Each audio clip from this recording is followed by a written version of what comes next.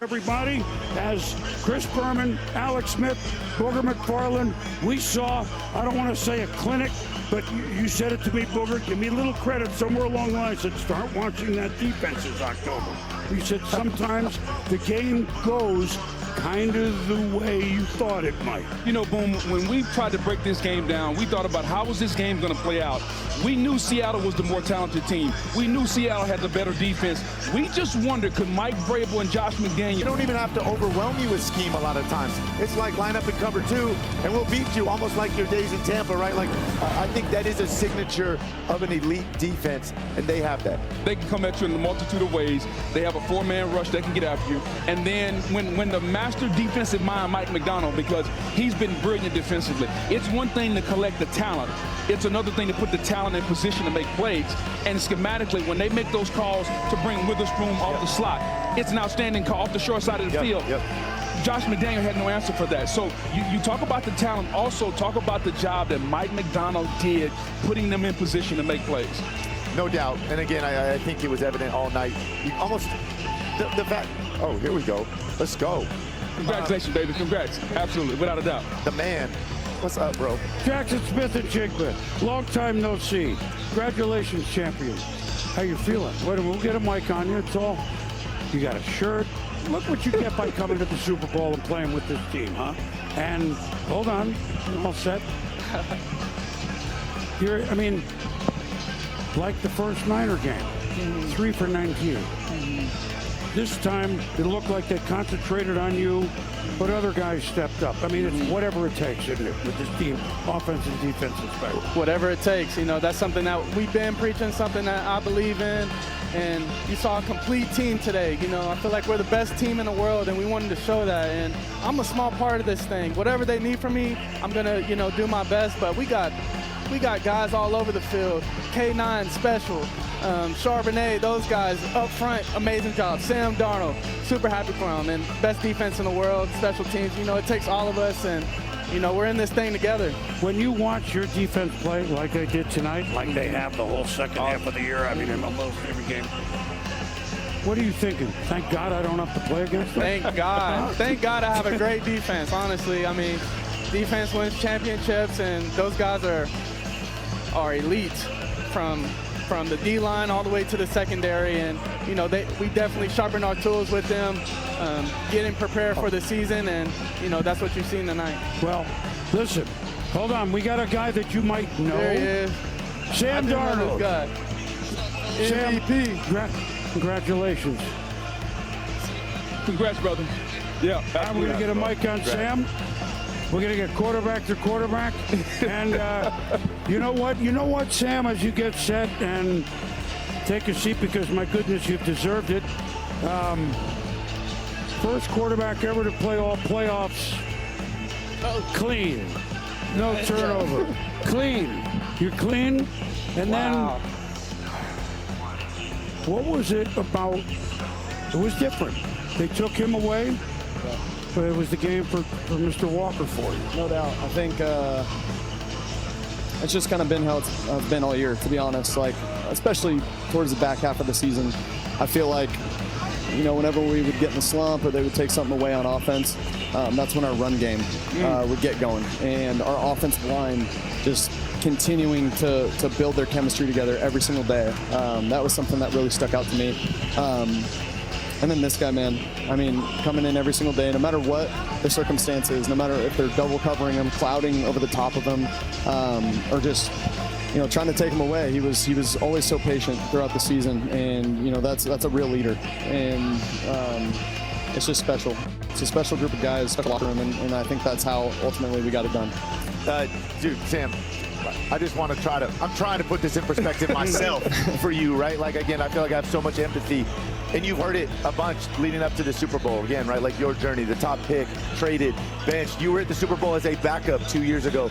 All you've done is win 31 games, right? Obviously, Minnesota, we know what happened there. To actually be here sitting in this chair, you're wearing the shirt, you got the hat on, you just looked at yourself in the Lombardi, man. Like, what is going on? What's going on right now? How are you feeling? Yeah, I'm not usually a crier or an emotional person. Go for it. No, I'm not going to cry right now, but man, like, just to be able to share a moment just now, like 5 minutes ago with my parents and Katie, my fiance, like, my parents, they believed in me. They believed in me from when I was a child playing this game. I would make mistakes. I would make mistakes off the field too. They know it. And, you know, they would teach me lessons and all these things throughout life. And they just believed in me, you know, throughout my entire career. And I credit them to why I'm still here, why I'm still chasing this dream, because they always believed in me and it allowed me to believe in myself. Just from a self-confidence standpoint, Sam, your journey, you go to Minnesota, you play well. I know you wanted to stay there. It didn't work out there. Then you come out here, and now you're a Super Bowl champion. To go from that to now, just personally, how does it feel? I mean, shoot, dude, winning the Super Bowl is pretty special. You know, it doesn't get any better than that in sports, in my opinion. And but it's not because of me. It's because of the guys. Yeah. You know, it's just because of the locker room and the coaches.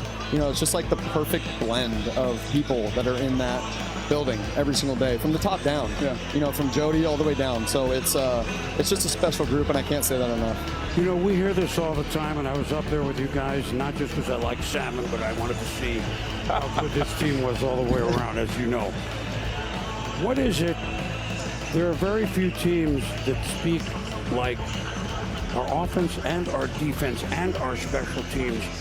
We're all one. That's nice to say sometimes. It's hard really to do when you guys play the game. What is it, and you can both answer this one, what did you feel right away? You just got here in the summer, or the spring. What did you guys feel, and how together is it? Can you put it into words? Because I've heard it from October on.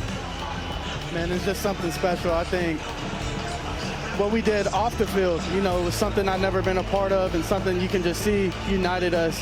And, you know, we preach 12 as one. We want to go out there and, you know, play for each other. And we really believe that. And, you know, it's just awesome to go out there and do it, you know, every single Sunday. And, you know, I could see it from the jump, honestly. And, you know, it's just a blessing to go out here with Sam, and the way he's came in and led his troops is something that, you know, I'll never forget. What did you see right away in this, Sam? Yeah, I think, like you said, Boom, it's a lot of it can be coach talk, you know.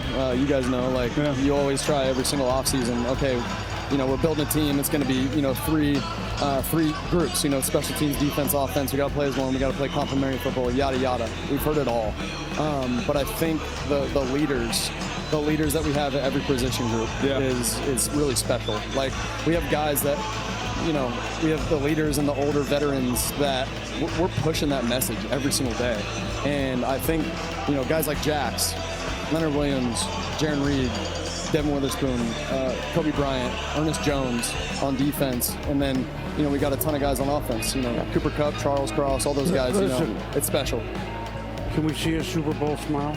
Go ahead. Congratulations. No doubt who's champions. Thank you. Jax, congratulations. Thank you so much. Appreciate it. Absolutely. All right. Congratulations. Yeah. You know that. Big time. Well, absolutely, no doubt. That's offense. Of course, we have the MVP, Kenneth Walker, that we talk on. Coach McDowell. Let's see. Wait a minute. We got some guys that have made some tackles coming up. Ernest. Yeah. Congrats, bro. What's up, man? Congratulations, man. Hey, congratulate. No, we're going to go through it. You know that. Ernest Jones, number 13, middle. Well, and the 12s were here helping you a little bit. Oh, man, they were loud. But congratulations, champ. Thank you. 11 tackles. Mm-hmm. Who had 11? You, bro. Somebody. Come on, baby. You. Oh, okay. How about that? Okay. How about that? That sounds great. Good defense. And you had a shutout for a long time. I understand that's not what you're planning to win the Super Bowl. Right. What could you see in their eyes third quarter? Give them credit. They put some points up late, but could you see there was just frustration, like, that's not going to work.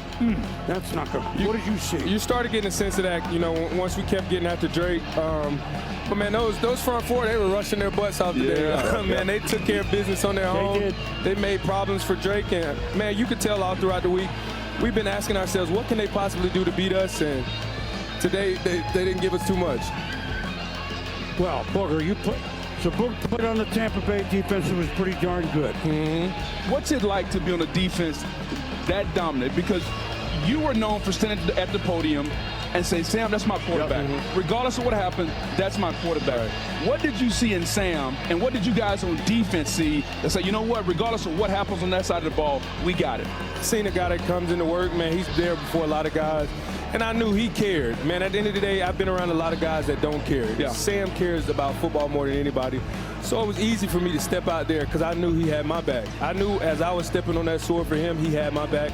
And this defense, the first day of OTAs, we broke up in groups and we said, hey, if we're not the best defense in the league when this year is over with, this is a failure. And we're here, and I believe we are. No doubt about it. You guys left, no doubt. When I know you said that. Okay, it starts in OTAs, but you guys lose your opener. You're 3-2 after 5 games. Like, when in this season did it click? Not just for this defense, but this team. When did you really say, like, man, I think we got a chance to go the distance? We've been feeling this way. Even when we lost, guys were like, we were in shock because we were like, boy, how? Well, of course, we went back to it, went back to the drawing board. And I'd say, honestly, once we had that situation in that Rams game, when we defended each other the way we did, that told us all we need to know about this team. Let's go win it all right now. We didn't lose a game since that day. So game of the year. Yeah. Man. As we got into this film and everybody was breaking it down, we said the weak link of the Patriots team was the left side of the offensive line. Particularly, we can get after them. As you guys are watching the tape, and now that the game is over, we can talk a little game plan. What was the game plan going against this team? How are we going to get after this quarterback? I think for us, it was the biggest thing I think we talked about all week is you can't get scared of Drake's legs. We can't go to sending extra guys, having people rat all over the place just for him. Those front 4 guys, for us to be successful, y'all got to go rush. Go do what you do, and those guys came out there today and did just that. Can I ask one question? Yes. Almost every first down you guys play, 1st and 10s, cover 2, right? And yet you guys still stuff the run. Yeah. Right. You guys are light in the box, and as the middle linebacker, what kind of mindset do you have in there on 1st and 10 that you're still going to stop the run even though you're short? That's my game, man. That running, you don't run the ball on me, and you don't run the ball on none of these guys. So my mindset is, man, you make it unbearable.